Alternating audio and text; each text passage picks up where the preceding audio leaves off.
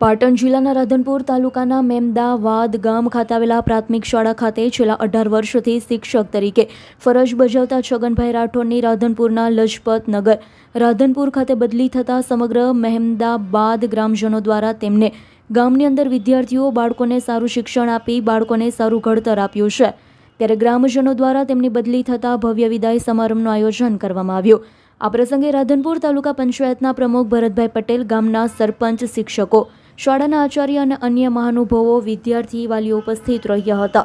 ગામની અંદર 18 વર્ષ શિક્ષક તરીકે ફરજ બજાવી આચાર્યની જવાબદારી નિભાવી ગામના બાળકોને ગામ લોકોનું દિલ જીતી લેનાર છગનભાઈ રાઠોડની બદલી થતા ભવ્ય વિદાય સમારંભ યોજાયો હતો।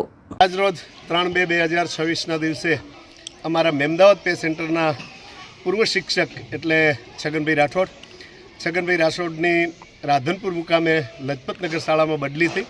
એના નિમિત્તે આજે એમનો વિદાય સત્કાર સમારંભ રાખ્યો। છગનભાઈ અમારા પે સેન્ટરના આચાર્ય તરીકે ખૂબ સારી ભૂમિકા ભજવી છે અને પોતામાં એક વહીવટી કુશળતા ખૂબ સારી છે। એ વહીવટી કુશળતાથી એમણે આખા સેન્ટરનો વહીવટ ખૂબ સારી રીતે કર્યો છે।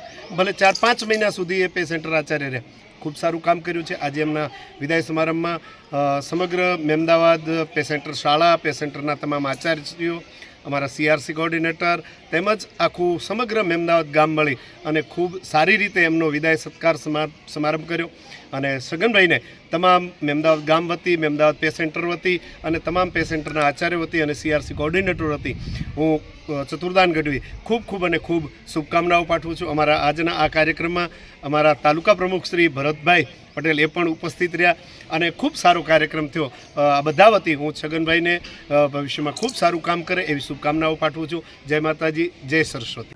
ભરત સથવારાનો રિપોર્ટ, S9 ન્યૂઝ, પાટણ। અમારી તમામ માહિતીથી અપડેટ રહેવા માટે જોડાયેલા રહો S9 ન્યૂઝ સાથે।